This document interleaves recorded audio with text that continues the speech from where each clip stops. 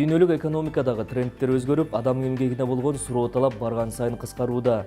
Керек болсо кезинде арзан жумушчу күчтүн өлкөсү катары саналган Кытайда дагы жакынкы келечекте өндүрүштүн көп тармагы автоматташтырылып, арзан жумушчулардын ишсиз калуу коркунучу турат. Демек, бул трендтер дагы жакынкы келечекте Кыргызстанга келбей койбойт. Анан калса, тигил же бул өлкөгө акчасын салам деген инвесторлор дагы бара турган өлкөдөгү адамдык ресурска, алды менен жогорку билимдүү кадрларга басым жасай баштады. Андыктан азыр сапаттуу билим болуп көрбөгөндөй актуалдуу болуп турат. Алдагы жарым саатта Capital командасы дүйнөлүк экономикадагы трендтерге жана андагы сапаттуу билимдин ролуна токтолот. Биз менен болуңуз. Акылдуу шаарлар жана пробиркадан тамак — бул 5 эле жылдын суроосу. Гарвард Бизнес Ревью басылмасы, Форсайт борборунун директору, Жогорку экономика мектебинин Улуттук иликтөө университетинин статистикалык иликтөөлөр жана экономикалык билим институтунун директорунун орун басары Александр Соколовдун макаласын жарыялады. Анда ал жакынкы жылдардагы глобалдык 5 трендти аныктаган. Окумуштуунун пикири боюнча, дүйнөнү жакынкы келечекте кардиналдуу өзгөрүүлөр күтүп жатат. Алды менен экономикалык түзүлүш өзгөрөт. Адам эмгегине болгон суроо талаптын төмөндөшү глобалдык экономикадагы негизги трендтердин бири болуп калат. Жана мындай шартта өндүрүштүк мамилелердин системасын кайра карап чыгууга туура келет. Адамдын жашоо узактыгынын өсүүсү пенсиялык жана камсыздандыруу системаларын өзгөртүүнү талап кылат. Тармактык экономика жана биргеликте керектөө экономикасы өрүшүнүн кенен жаят. Тармактык экономика — бул каалаган компания же каалаган адам экономикалык системанын кайсыл гана чектинде турбасын, башка компания жана адамдар менен минималдуу чыгымдар менен байланыш ала турган чөйрө. Ал эми биргеликте керектөө — бул товар же кызматтарды жамааттык колдонуу, биргеликте керектөөдө сатып алуунун ордуна көп учурда ижарага алышат. Мунун баары жаңы бизнес модельдердин пайда болушуна алып келет. Базарлар дагы өзгөрөт. Басылма жаңы базарлар пайда болуп, учурдагылары трансформацияланат деп жазат. Мисалга, энергиянын жаңы булактарынын базары, тамак-аш товарларынын жаңы базары пайда болот. Пробиркадагы эт жакынкы 5-10 жылда сапаты жана баасы жагынан кадимки эт менен атаандашылат. Ал эми балыктын тез өскөн жана генетикалык модификацияланган түрлөрү деңизден балык улоону экономикалык жактан пайдасыз кылып коет.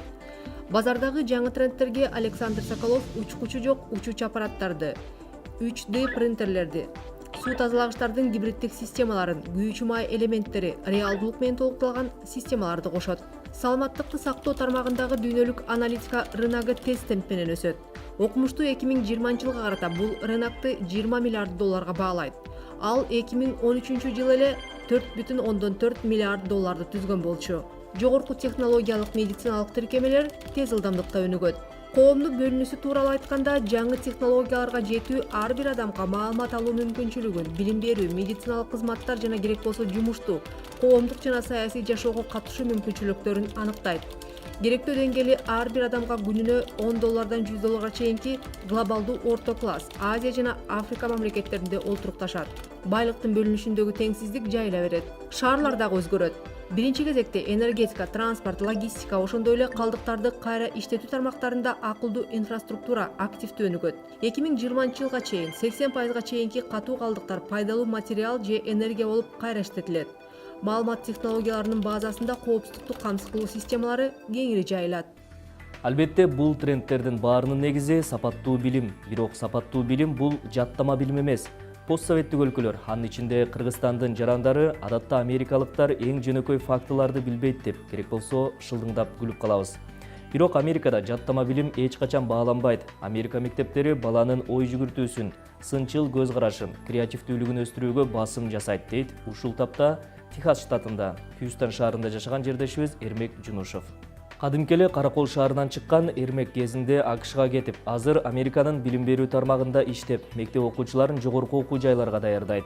Эрмек Жунушев Кыргызстан коллективдик билим берүү системасынан баш тартып, мектеп, университеттеги окутуу, креативдүү сынчыл көз караштагы кадрларды даярдоого өзгөрмөйүнчө өлкө экономикасы өнүкпөйт деп, системаны реформалоо боюнча бир катар иштиктүү идеялар менен бөлүштү.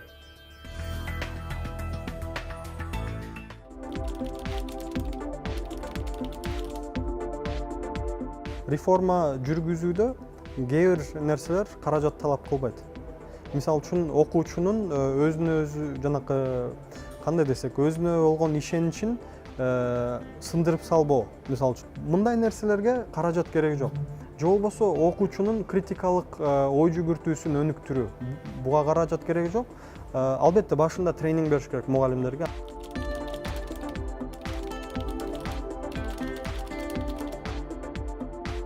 Мугалимдин сабак өтүп атып, окуучуга сурай турган суроолору дагы маанилүү. Мисалы үчүн фактуалдык суроолорду сураса, мисалы үчүн ким, кайда, качан деген суроолордун бир эле жообу бар. Кыргызстандын борбору эмне? Бишкек. Сенин атың ким? Айбек. Суу канча градуста кайнайт? 100 градуста кайнайт. Мунун жооптору белгилүү. Мындай суроо сураганда адам баласы мээсин жөн эле жанакы информация топтогон эле бир памятти эле колдонот экен да. Барып туруп аны алат, анан тил аркылуу, сүйлөө органдары аркылуу аны чыгарып коет. Болду. А эгерде башкача суроо сурасак, мисалы, граждандык согуш 1861-65 Америкадагы Линкольн, сен президент Линкольн болсоң, болтурбай коюш үчүн эмне кылат элең? А сен кантип билесиң, сенин ошол методдоруң иштейт болчу? Түшүндүрүп бер. Окуучунун ой жүгүртүү процесси кызыктуураак болуп атат да. Кандай ой жүгүртүп атат? Өзүнүн оюн кантип негиздеп берип атат? Анткени ой бул ликвиддүү нерсе болуп атпайбы? Мындай суюк агып кеткен нерсе болуп атат да. Аны контролдоп бир кутучанын ичине коюп коюу мүмкүн эмес да, ойдучу. Ошон үчүн туура же туура эмес дегенде жооп кээде кабыл алынгыс сезилет да. Эми албетте эгерде фактуалдык информация болсо, ал жерде туура жооп же туура эмес деп айтасыз. А бирок жанакындай мен сизге айтып аткандай, Америкага эгерде викингдер батыш жээгинен келгенде, Тынч океандан келгенде Америка кандай өзгөрмөк десек, бул жерде туура же туура эмес жооп жок. Бул жерде мага окуучунун ой жүгүртүү процесси кызыктуураак.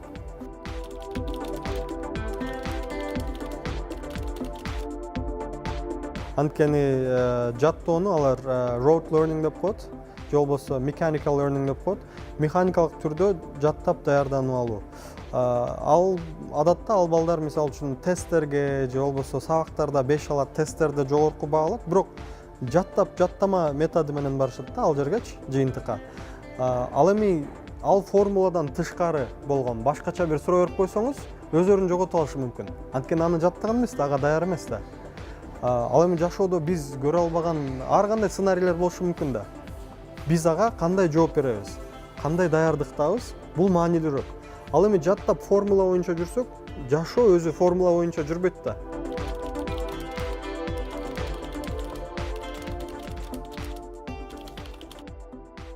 Биз эки нерсени, системаны сүйлөшүп атабыз азыр. Батышта бул индивидуализмге негизделген билим берүү, ал эми постсоветтик мейкиндикте бул коллективизмге негизделген система болуп атат да. Мен Америкага биринчи иштеп барганда ошону өзүм сездим. Анткени бул жерде мугалим бир кандай десек, бир авторитет, бир солдаттардын генералы өңдүү мамиле кылынат. Ал эми Америкада болсо окуучу астыга чыгарылат. Биринчи кезекте окуучу дейт. Окуучу кандай үйрөнүп атат, үйрөнө алып атабы? Керек болсо терезенин жанында жакшыраак үйрөнөт десе, анда терезенин жанына отургуз дейт.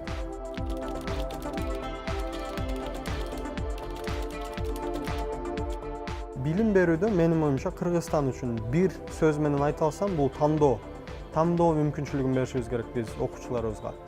Анткени Америкада 9-класстан баштап өзүнүн сабактарын тандай алышат. 9-класстагы бала 11-класстагы бала менен 11-класстын деңгээлдеги математиканы ала алат, эгерде ошого даярдыгы болсо. Бул эмне дегенди билдирет? Бул ал окуучунун астын ачып койдук биз. Ошон үчүн Америкада Нобель лауреаттары болот. Ошон үчүн кандай бир престиждүү сыйлыктарды, эмелерди алган, номинацияларды алышат да. Ал эми бизде мисалы үчүн 8-класста бүт балдар математиканы балким аябай жакшы билгени бар, бирок анча билбегени менен баары бир эле класста бир эле сабак алышат. Демек ал математиканы жакшы билген, жөндөмү болгон бала кийинки деңгээл математикага өтө албай калат. Биз мындай анын үстүнө балким бир айнектен жасалган бир потолок коюп койдук да.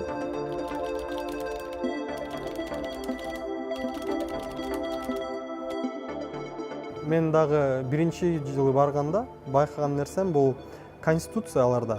Американын конституциясы жөн эле бир чаң басып жаткан бир китеп эмес экен, ал жашоодо колдонулган китеп экен. Мага окуучулар жооп туура же туура эмес эле эмес, керек болсо мага кээ бир учурларда айтып атышты: мистер Эрмек, сиз бул жерде туура эмес айтып атасыз, анткени ал мындай деп мага далилдеп койгон окуучулар болду, 5-6 класс балдар. Андан аларга бул эми кандай деп таң калышыңыз мүмкүн, өзгөчө мындай коллективисттик системадан келгенден кийин алар дароо эле конституция дейт, биринчи беренеси freedom of speech, сөз эркиндиги деп коет экен да. Сөз эркиндигим бар, мен муну айта алам дейт. Кичинекей бала.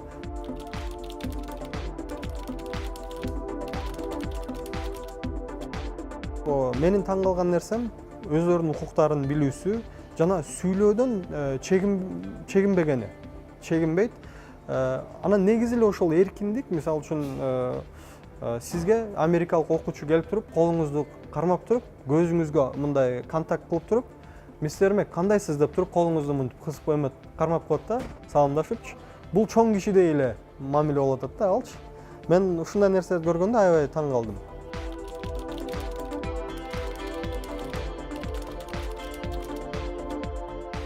Американын экономикасына салым кошуп жаткан бир кыргыз жараны катары көрөм. Анткени окуучуларыма мисалы үчүн Гарвардга өтүп, азыр Нью-Йоркто, Уолл-Стритте иштегендер бар. Стэнфорд университетинде органикалык химия окуп жаткан окуучум бар. Ал балким кийин чоң ачылыштарды кылса, Америка мамлекети үчүн бул чоң бир пайда деп эсептейм. Сөзсүз эле Стэнфорд же Гарвард болушу керек эмес, жөн эле 4 жылдык жергиликтүү бир вузга барган окуучу. Балким ал окуучунун эч качан вузга баруу кыялында жок болчу. Балким мен аны менен иштешип атып, аны ынандыра алдым. Билимдин балким баасын ага түшүндүрө алдым, балким көргөзө алдым. Балким ошол себептен ал вузга барып, Америкага жакшы бир жаран болуп берсе, жөнөкөй, адаттагы жаран болуп берсе деле, бул чоң көрүнүш, жакшы эме көрүнүш. Анткени балким университетке барбаса, ал бала туура эмес жолдорго балким түшүп кетмек. Балким наркотрафик көп, мисалы үчүн Хьюстонда, Техас шаарында, Техас штатында, Хьюстон шаарында. Балким ошолордун гангстерлердин эмесине түшүп кетмек. Бул дагы балким чоң бир плюс деп эсептейм. Ошон үчүн ошондой ишенгим келет, ошондой ойлогум келет. Американын экономикасына, социалдык балким турмушуна дагы бир аз көп болсо да салым кошуп жаткан бир кыргыз жараны катары ойлогум келет. Дүйнөлүк экономикалык форумдун сайтындагы кызыктуу бир макаланы карасак, анда калк англис тилин канча көп өздөштүрсө, жашоо деңгээли ошончо жакшы болоору жазылган. Айтмакчы, Кыргызстанда англис тилин үйрөнүүгө болгон кызыкчылык 2 эсе көбөйгөн. CR Consulting компаниясы 2015 жана 2017 жылдары жүргүзгөн сурамжылоонун жыйынтыгына карасак, 2015 жылы англис тилин окуп же окуйм деп пландап жаткан сурамжылоого катышкандардын 17%дан ашыгы айтса, 2017 жылы бул көрсөткүч 2 эсе өскөн. Көпчүлүгү шаардыктар. Англис тилин окугандардын орточо жаш курагы мындан 2 жыл мурун 30 жашты түшсө, азыр 35 жаш. Анан калса 45 жаштан жогору, өзгөчө 55-тен 64 жашка чейинки курактагылардын англис тилге болгон кызыгуусу өскөн. 20 жыл мурда англис тилин билүү талашсыз артыкчылык болуп турган. Жумуш издөөчүнүн бир ишти жарытып билген эмес, анын Шекспирдин тилин түшүнгөнү эле көп айлык төлөнчү адистин катарына кошуп койчу. Бүгүнкү күндө бул артыкчылык эмес, а зарылчылык. Вот мы сейчас приходим к другому моменту, когда знание английского языка это уже даже не преимущество, это просто делает тебя наравне с другими. Биз азыр ушундай чекке өтүп жатабыз. Анда англис тили артыкчылык эмес, ал жөн гана сени башкалар менен тең ата кыла алат. Башкача айтканда, англис тилин гана билүү жетишсиз, көбүрөөк нерсени өздөштүрүш керек. Мен жаштар англис тилин билбесе, анда уяла баштаганын көрүп жатам. 90-жылдары мындай жок болчу. И я думаю, что это вот уже такое дефолтное знание, знание, которым все должны обладать по умолчанию. Дүйнөлүк экономикалык форумдун сайтында мамлекеттин өнүгүүсү менен англис тилин билүү деңгээлинин ортосунда тыгыз байланыш бар экенин иликтеген авторлордун маалыматы жарыкка чыкты. Макаланын авторлору англис тилин билүү деңгээлинин дүйнөлүк ири рейтингиндеги 60 мамлекетти иликтеп чыгып, бул мамлекеттердеги ички дүң өндүрүмдүн өсүүсүн англис тилин билүү деңгээлинин өсүшү менен байланыштуу болгонун байкашкан. Жыйынтык мамлекеттин экономикалык көрсөткүчтөрү калктын англис тилин билүүсү менен түздөн-түз байланыштуу. Бул мамлекеттик өнүгүүгө эле эмес, жеке өнүгүүгө да тийиштүү. Дүйнө жүзүндө англис тилин билгендер билбегендерге караганда 30-50% көп айлык алат. Малайзия, как вы знаете, боролась за независимость от Великобритании. Сиздер билгендей, Малайзия Улуу Британиядан болгон көз карандысыздык үчүн күрөшкөн. Биз малайзиялыктардан сурадык, азыр силер Улуу Британияга кандай карайсыңар деп. Анткени кан төгүүлөр катталган окуялар да болгон эле. Алар бизге билесиңерби, биз азыр Улуу Британияга ыраазыбыз. Анткени алар бул жактардан кеткенден кийин англис тили калды, сот жана саясий система калды. Бул бүгүн 21-кылымда биздин экономикабызды өнүктүрүүгө жана эффективдүү болууга мүмкүндүк берип жатат дешти. Быть вообще эффективными и развивать свою экономику. Англис тилин жогорку деңгээлде билген мамлекеттерде улуттук кирешенин деңгээлинен тышкары жашоонун сапаты боюнча дагы көрсөткүчтөр жогору. Калк канчалык англис тилин жакшы билсе, адамдын өсүү потенциалынын индекси да ошончо жогору. Билим берүүнүн деңгээли, өмүрдүн узактыгынын, сабаттуулуктун деңгээли дагы жогору. Англис тилин начар жана эң начар билген мамлекеттер өнүгүүнүн түрдүү деңгээлдерин көрсөтүп турат. Бирок тилди жогорку деңгээлде билген мамлекеттер адамдын өнүгүү потенциалындагы индексинде адамды өнүктүрүүдөгү эң жогорку деңгээлинен төмөн түшпөйт. Реформа жүргүзүүдө КМШ мамлекеттеринин арасынан алдыңкы катарга чыккан Грузия жөн жерден англис тилин экинчи тил катары кабыл албаса керек. Сингапурдун мектептеринде сабактар англис тилинде өтүлөт. Сингапурдун легендарлуу премьери Ли Куан Ю баардыгы англис тилин окушу зарыл, ал эми эне тил экинчи тил болушу керектигин айткан. В Казахстане сейчас огромная программа по изучению английского языка. Ну, все это не потому, что эти страны. Казакстанда азыр англис тилин үйрөнүү боюнча чоң программа бар. Бул ал мамлекеттердин акылсыздыгынан эмес, бул балдарга дүйнө менен акыркы маалыматтар жана жаңы билим менен алмашууга мүмкүнчүлүк жаратат. Самыми навороченными, самыми последними on the edge знаниями. Кыргызстанда тилге болгон кызыгууну 46 жаштан 64 жашка чейинки улуу муундагы жарандар көрсөтө баштады. Бул CR компаниясынын иликтөөлөрүнүн жыйынтыгы. Компаниянын жетекчиси Айнура Сагынбаева бул тенденцияны заманбап тренд катары саналган, өмүр бою окуу менен байланыштырат. Анткени өзүн өзү өнүктүрүү боюнча сапаттуу маалыматтардын көпчүлүгү англис тилинде гана жеткиликтүү. Сегодня уже нельзя получить одно образование и успешно работать на одном месте всю жизнь. От этого мы уже ушли. Сегодня появляются новые. Бүгүн мектептен, университеттен билим алып эле өмүр бою ийгиликтүү иштөөгө мүмкүн эмес. Биз азыр мындай учурдан өттүк, жаңы кесиптер пайда болуп жатат. Жакынкы 10 жылда көп кесиптер жоголот. Бүгүн өмүр бою билим алуу, билимди өркүндөтүү тренд болуп калды. Биздин курска көпчүлүгү 40 жаштан жогорку уракта өзүнүн кесиптерин мыкты билген профессионалдар катышууда. Бухгалтерлердин тобу дагы бар. Алар бир эле убакта келип англис тилин үйрөнөбүз деп айтышты. Бул аларга эл аралык сертификат алууга жардам берет. Ал эми бул сертификат көбүрөөк айлык төлөгөн жумуштарга орношууга себеп болмокчу. Демек жыйынтыгында жашоо деңгээлин жакшыртууга чоң мүмкүнчүлүк. Потому что этот сертификат обеспечивает более высокооплачиваемую работу, а соответственно это повышает качество жизни. Экономисттер дүйнө жүзүндө тармактык экономика өнүгүп жатканын белгилешет. Көп компания жана көптөгөн адамдар дүйнөдөгү башка компания жана адамдар менен көп каражат жана узак убакытты коротпой эле байланыша алат. Бирок бул адамдардын баардыгы тил табышып максатка жетүүлөрү керек. Ал эми бүгүнкү күндө англис тили эң кеңири жайылтылган тил болуп калды. Тил үйрөнүүдө биринчи кезекте кызыгуу болушу шарт. Бирок кызыгуу менен гана иш бүтүп калбайт. Аракет кылып эмгектенүү бул максатка жетүүнүн дагы бир жагы. Адистер үйрөнүп жаткан тилде маектешүүнү, пикир алышууну да алдыңкы планга коюшат. Заман талабына алайык, бүгүнкү күндө мүмкүнчүлүктөр көп. Мисалга атайын чаттардын жардамы менен тил алып жүрүүчүлөрдүн өзү менен маектешип сөз байлыгыңызды кеңейте аласыз. Тил үйрөнүүдөгү эрежелер жана ыкмалар кийинки материалда. Нуржан Алымканова англис тилинде академиялык деңгээлде эркин сүйлөйт. 2013 жылы жумушуна байланыштуу АКШда 1 жылдай жашап калгандыктан тил үйрөнүүгө мажбур болгон. Алгач тирикчиликке керектелүүчү күнүмдүк сөздөрдү үйрөнсө, кийинчерээк басымды грамматикага койгон. Ал ар бир жаңы тил адамдын дүйнө таанымын кеңейтип, жаңы мүмкүнчүлүктөргө жол ачат деген пикирде. Ошондой эле англис тили менен кыргыз тилинин ортосунда көп окшоштуктар бар экенин белгилейт. Негедир мага мындай тилдин түзүлүшү, философиясы, анан кийин сүйлөмдүн түзүлүштөрү кандай десем, бир туюму биздин кыргыз тилге окшош да. Анан кийин мисалы үчүн мен үчүн англисчеге которгондо же англис тилден которгондо кыргызчага оңоюраак которулат. Англис тилден орусчага которсом узунураак болуп кетет да. Бирок кыргызча ошондой англис тилиндегидей мындай так анан кийин нуска туюнуп бере алабыз да. Нуржан тил үйрөнүүдө тартынбаш керек деген принципти карманат. Ал эми тилдин сапатын жогорулатыш үчүн китеп окууга кеңеш берет. Илимий китептерди окууда көп бейтааныш сөздөр болгондуктан адам жалкоолонуп таштап коет. Ошондуктан башында мурда окуган китептердин котормосун окуу дагы жарай берет. Англис тилинде эркин сүйлөп калсаңыз, дүйнөдөгү алдыңкы университеттерден акысыз онлайн курстар жеткиликтүү болот.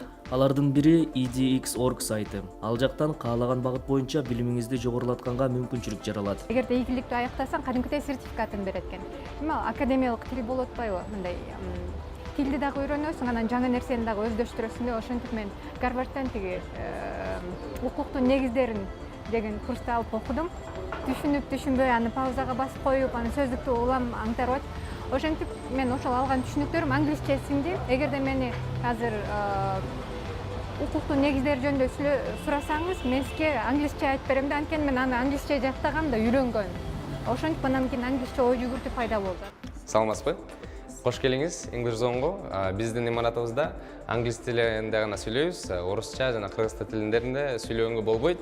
Ар бир сөзгө эгерде сүйлөсөңүз штраф 10 сом, ошондуктан сизге эскертүү жана башка элдерге. Англис тилин үйрөнүү үчүн АКШ же Улуу Британияга же бул тилде сүйлөгөн башка өлкөлөргө барууга баардыгынын эле мүмкүнчүлүгү жок. Бул боштукту Бишкекте же Кыргызстандын башка булуң бурчунда туруп деле толтурса болот. Мындай атмосфераны бул тил борборундагылар түзүп алышкан. Киребериштеги отургучтарды гана эске албаганда, борбордун ичинде баарлашуу англис тилинде гана жүрөт. Okay, we sit now. Эми бул жерден биз сиз менен кыргызча сүйлөсөк болот кайра эле. Себеби бул стульчиктерди баягы элдер үчүн шок болбосун деп ойлоп таап койгонбуз да. Тил борборунун үйрөнчөктөргө бере турган кеңештери абдан көп. Колдон келишинче күнүнө сизге жаккан жанрдагы тасмаларды же кыска видеолорду көрүп, жаңылыктар менен таанышуу керек. Табитиңизге жараша ырларды угуудагы ашыктык кылбайт. Тилди жакшыраак үйрөнөм десеңиз, китеп, журналдарды окууну дагы көңүл сыртында калтырбаш керек. Адистер тигил же бул китепти окуу же кайсыл бир тасманы көр деген жаңылыштык экенин белгилешет. Мындай тизменин болушу өзү ката. Тандоо ар бир адамдын өз эрки менен болушу зарыл. Кинолорду көргөндө күндө 3-4 саат эмес, күндө 20-30 мүнөттөн жетишет. Эң негизгиси күндө кылыш керек да. Мындайча айтып кеткенде буга консистенция керек да. Эгерде сен бир күн 6 саат көрүп коюп, анан бир ай көрбөй койсоң, анда эч кандай результат көрбөйсүң. Ошондуктан күндө кичинеден 10-20 мүнөт англис тилине бөлүш керек. Мейли 10 мүнөт кино көрсүн, анан 10 мүнөт күндө китеп окуса, бир жылдын ичинде ал киши англис тилин сүйлөп, түшүнүп калат деп ойлойм. Тил үйрөнүүнүн эффективдүүлүгүн арттырам десеңиз, атайын мобилдик тиркемелерди колдонуу дагы өтө ыңгайлуу. Ал эми сөз байлыгыңызды кеңейтүү үчүн күнүнө 10-15 мүнөт бөлсөңүз жетиштүү. Негизгиси жаттаган жаңы сөздөрдү колдонуп сүйлөм түзүп, англисче баарлашууга аракет көрүү зарыл. Жаңы сөздөрдү кагазга жазып, дубалга же үйдүн эшигине чаптап койсоңуз да болот.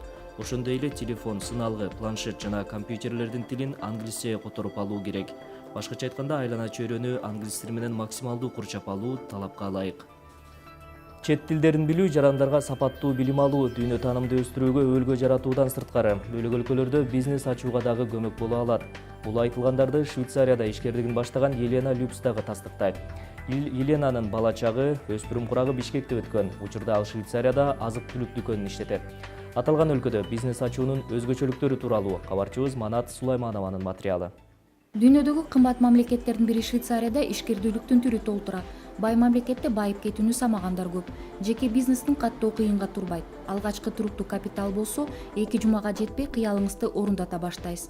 Мунун баары эгерде сиз бул өлкөнүн жараны болуп, чөнтөгү калың экендигин тастыктаган кагазыңыз болсо, оңой олтоң иш.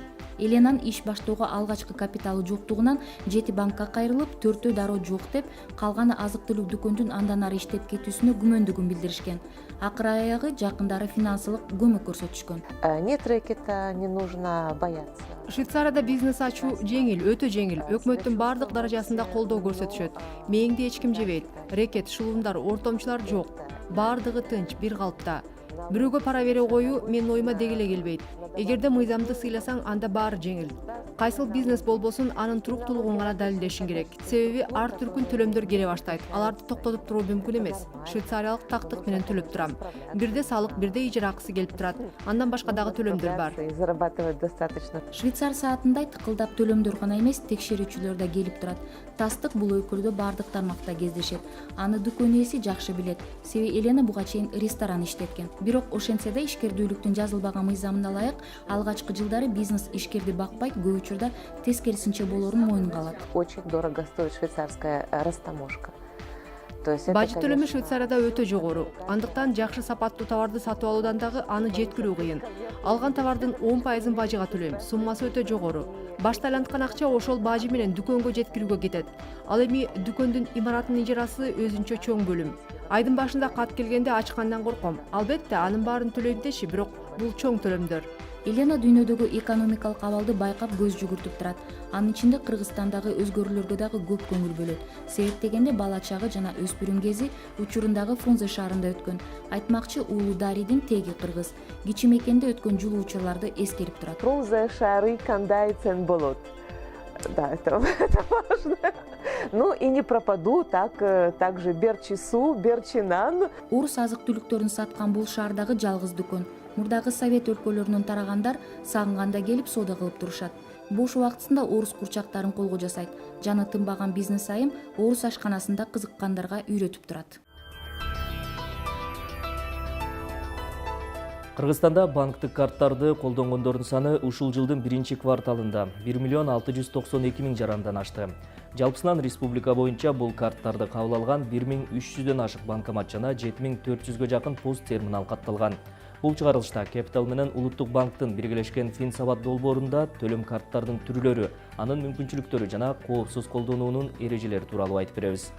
Финансисттер төлөм карттарды колдонуунун эки негизги артыкчылыгын белгилейт: ыңгайлуулук жана коопсуздук. Сиз каражаттарыңызды төлөм картта сактоо менен акчаны чөнтөкчүлөргө алдырып жиберүү же түшүрүп жоготуп алуу сыяктуу кокустуктарды алдын аласыз. А эгер картаны жоготуп алсаңыз, дароо эле банкка чалып аны жаптырып коесуз. Демек сиздин картаны уурдап алган киши эсебиңиздеги акчаны чыгара албайт. Каражатты коопсуз сактоо менен катар эле керектүү учурда төлөмдөрдү жүргүзө аласыз. Азырынча Кыргызстанда бардык эле төлөмдөрдү карта менен жүргүзүү тилекке каршы мүмкүн эмес, бирок көпчүлүк соода жайлар жана кызматтар накталай эмес төлөмдөргө активдүү өтүүдө. Дагы бир артыкчылык бул интернеттеги сатып алуулар үчүн үйдөн чыкпай эле төлөп коюу. Банктык төлөм карттар дебиттик жана кредиттик болуп экиге бөлүнөт. Буларды колдонуу менен айрым учурларда банктан карыз алып турууга болот. Коммерциялык банктар дебиттик карттын колдонуучусуна 1 айлык маянасынын 70% чейинки сумманы 1 айдан 3 айга чейинки мөөнөттө насыяга бере алат. Кредиттик карттарды алган учурда банк каражатты төлөө мүмкүнчүлүгүңүзгө карайт. Насыянын көлөмү сиздин финансылык абалыңыздан көз каранды. Адистер банктын кардарларына насыяны зарыл учурда гана алып, аны максаттуу пайдаланууну сунушташат. Кредиттик карттар боюнча насыя алуу мүмкүнчүлүктөрү жогору, ошондой эле көбүрөөк чоңураак көлөмдө акча карызын алууга мүмкүн, мөөнөтү узагыраак, бирок аны колдонуу дагы кымбатыраак болот. Дебиттик карттар боюнча ошондой эле карыз алуу мүмкүнчүлүгү бар. Аны овердрафт деп коюшат. Ченем айлык акысы менен чектелген насыя банктан алуу мүмкүнчүлүгү болот. Анын мөөнөтү, шарттары да чектелүү. Заман талабына ылайык төлөм карттарынын мүмкүнчүлүктөрү дагы кеңейип жатат. Карттардын жардамы менен түрдүү кызматтардын акысын төлөө менен катар айлык акы, пенсия же студенттик стипендияларды эсепке которуу кеңири жайылган. Огромный плюс заключается в том, что вам не надо стоять. Негизги артыкчылыгы кассага келип узун кезекте турбайсың, акча сага өзү келет. Андан кийин каражатты каалаган максатта коротсоңуз болот. Дагы бир артыкчылыгы накталай акчаны жаныңызда алып жүрүүнүн зарылчылыгы жок. Төлөм карттары накталай эмес төлөмдөрдү жүргүзүүгө мүмкүнчүлүк жаратат. Бул каражатты банкоматтардан алганга караганда арзаныраак. Чем обналичиваться в банкоматах. Банкоматтардан акча алуу учурунда бир нече коопсуздук эрежелерине көңүл буруу зарыл. Шылуундар банкоматтарга карттардагы маалыматты уурдап алуу үчүн атайын аппараттарды же скиммерлерди орнотушу мүмкүн. Банкоматтын баскычтарында карттарды салган жеринде ашыкча буюм же кандайдыр бир өзгөчөлүк байкасаңыз, аны колдонуудан сак болуңуз. Бул тууралуу банкка тез арада кабарлоо зарыл. Акчаны чыгаруу учурунда башка адамдардын көмөгүн алуудан да карманыңыз. Мындай болгон учурда төлөм карттын пин коду үчүнчү адамдарга белгилүү болуп калат. Алардын арасында шылуундар дагы болушу ыктымал. Картты уурдатып, жоготуп же бөлөк адамдар ошо карттын маалыматын билүү мезгилдеринде картты токтотуп жаңыны чыгаруу же пин кодун алмаштыруу зарыл болот. Анткени деген карттын маалыматы бөлөк адамдарга белгилүү болсо, андан акча уурдоо мүмкүнчүлүгү пайда болот. Улуттук банктын маалыматына ылайык, Кыргызстанда 2017 жылдын 1-кварталында банктык карттар менен 21 ирет шектүү операциялар жасалган. Анын 18 учурунда көз боемочулук аракети токтотулган. Башкы банк шылуундардын аракетинен банктарга жана жарандарга келтирилген зыян минималдуу болгонун билдирди. Бул Capital командасы даярдаган экономика обзору болду. Ушул жана башка экономика, бизнес темалары менен кесиптешим Айсулуу Тикимбаева 3-күнү ушул эле маалда тааныштырат. Өткөрүүчү бербеңиз. Ишиңизге ийгилик.